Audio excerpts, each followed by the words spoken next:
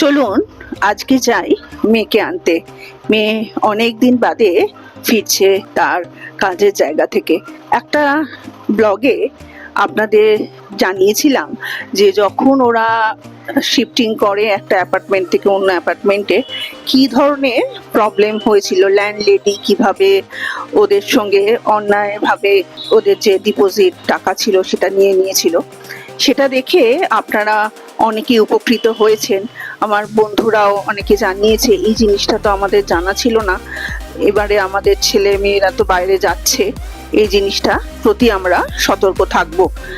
আমারও একটা দায়বদ্ধতা ছিল, যেহেতু আমি এখন সামাজিক প্ল্যাটফর্মে কিছু কন্টেন্ট ক্রিয়েট করছি এবং আপনাদের সাথে ভাগ করে নিচ্ছি সেগুলো। সেজন্য এই বিপদ যে আসন্ন হতে পারে, বাইরে চাকরি করতে গেলে বা পড়াশোনা করতে গেলে ছেলেমেয়েরা যে এই বিপদে পড়তে পারে, সেই জন্যই একটা ভিডিও আপনাদের সাথে ভাগ করেছিলাম। তাতে যে আপনারা উপকৃত হয়েছেন সেটা জেনে আমারও ভালো লাগছে। চলুন যাওয়া যাক এয়ারপোর্ট। সন্ধ্যের কলকাতাটা কি সুন্দর আলোর সাজে সেজে উঠেছে। ঝা ছকছকে হোটেলগুলোকে দূর থেকে দেখে যেন মনে হয় বিদেশে চলে এসেছি। মা ফ্লাইওভারের ওপর দিয়ে যেতে গিয়ে এই রয়্যাল, সোনার বাংলা, ম্যারিয়ট দেখতে দেখতে মনে হয় সবাই একটু ফোনটা বার করে নেন ছবি তোলার জন্য বা ভিডিও করার জন্য। আমিও তাই করলাম, প্রত্যেকবারই তাই করি। আস্তে আস্তে এগোচ্ছি এয়ারপোর্টের উদ্দেশ্যে। একে একে সল্টলেক স্টেডিয়াম, মানি স্কোয়ার পার হতে থাকলাম। অনেক দিন বাদেই মেয়ে আসছে। এই যে কম বয়সে তারা অনেক কিছু শিখে যাচ্ছে, সামনে জটিল পরিস্থিতি কিভাবে মোকাবেলা করতে হয়। 4.3 কিলোমিটার, এয়ারপোর্ট 10 কিলোমিটার। এখন মেকআপ দিলে উড়ে চলে গেল। উল্টোডাঙ্গা 1 কিলোমিটার, এখনো 10 কিলোমিটার আছে এয়ারপোর্ট। লেক টাউনে এই ঘড়ি পার হতে হতে একটাই সবসময় মনে হয়, এয়ারপোর্ট সামনেই, আর বেশি অপেক্ষা করতে হবে না। একটুখানি এগিয়ে দেখলাম লেখা আছে এয়ারপোর্ট আর 5 কিলোমিটার। মেয়ের ফ্লাইট হচ্ছে, ও নামবে কলকাতায় 7:35 নাগাদ। আমরা অন টাইমেই এসেছি। এসে গেছি আমরা এয়ারপোর্ট। মেয়েটাকে করে দেখো তো ফোন। না না, এক্ষুনি কি করে করবো? 7:35। দাও দাও, দেখো দেখো। আমরা কি কোথায় যাবো? আমরা পার্কিং তো। হ্যাঁ হ্যাঁ, পার্কিং এ চলে যাই। আমরা পার্কিং এ রাখবো গাড়ি।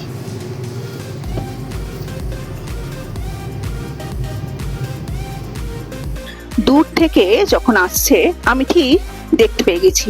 ওর বাবা বলছে কোথায় কোথায়। মায়েরা বোধহয় দূর থেকে তার সন্তানদের চিনে ফেলে, কিন্তু আমার মেয়ে খুব গম্ভীর, ছোটবেলা থেকেই খুব শান্ত এবং চুপচাপ।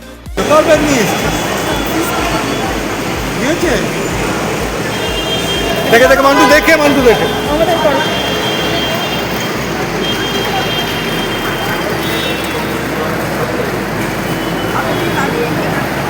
যখন পড়াশোনা করতো তখনও এরকম গম্ভীর, ছোট যখন ছিল হাসি কম।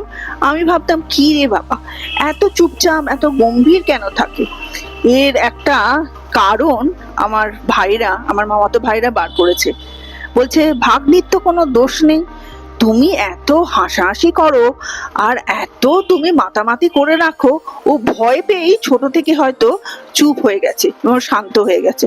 এটা কোনো কারণ বলুন? আমরা গাড়ির দিকে যাচ্ছি।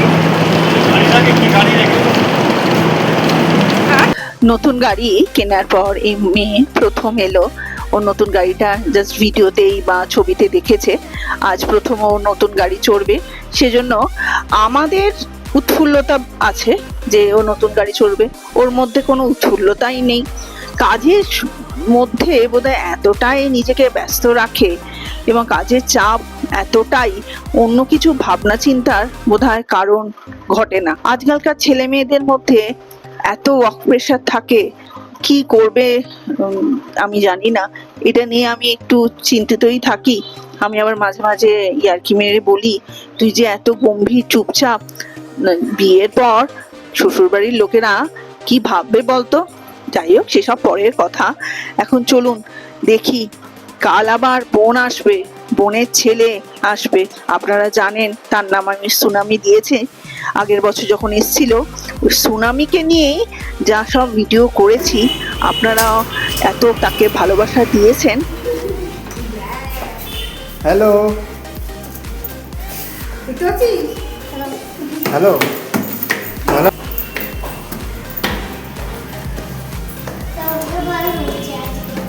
স্কুল ব্যাগ নিয়ে এসছো? ওফ,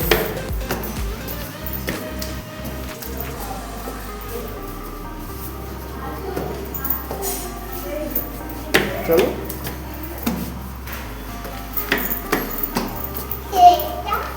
কে এটা?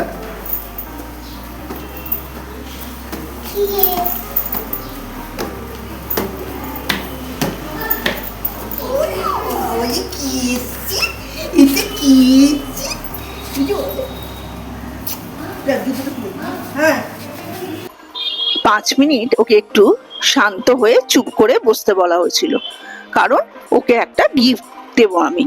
শান্ত হয়ে বসেছে তো ঠিকই, একটু চোখের দিকে তাকান, চোখ কিন্তু এদিক ওদিক সেদিক লাট্টুর মতো ঘুরছে।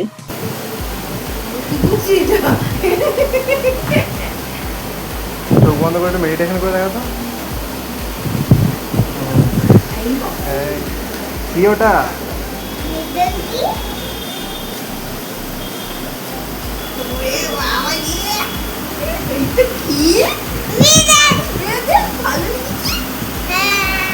চ্যাম্পিয়ন? হ্যাঁ বনি, হ্যাঁ বনি আছে। তো রিকু দা চ্যাম্পিয়ন? পছন্দ? হ্যাঁ মেডেল ক্লাস 1 এ উঠেছে। আচ্ছা দাদা পড়িয়ে দে, দাদা পড়িয়ে দে। আমি নিলাম।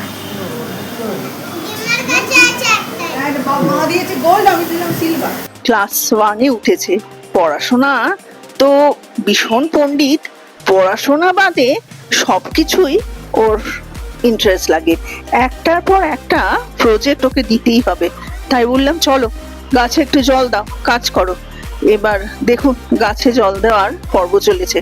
কিছুতেই যখন চুপ করে রাখা যাচ্ছে না, শান্ত হয়ে রাখা যাচ্ছে না, তখন সামনে এখন জানেন ভোটের জন্য সব কমান্ডো পুলিশ ঘোরাঘুরি করে পাড়ায় পাড়ায়। এরকম যেই দেখলাম আমাদের বাড়ির সামনে পুলিশ কমান্ডো আছে, অমনি আমি ওকে বারান্দায় নিয়ে গেলাম।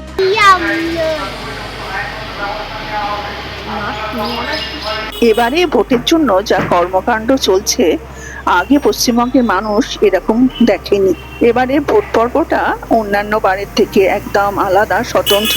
সবাই ভালো করে ভোট দেবেন আর ভালো থাকবেন, খুশিতে থাকবেন, আনন্দে থাকবেন। আজ তাহলে আসি, নমস্কার।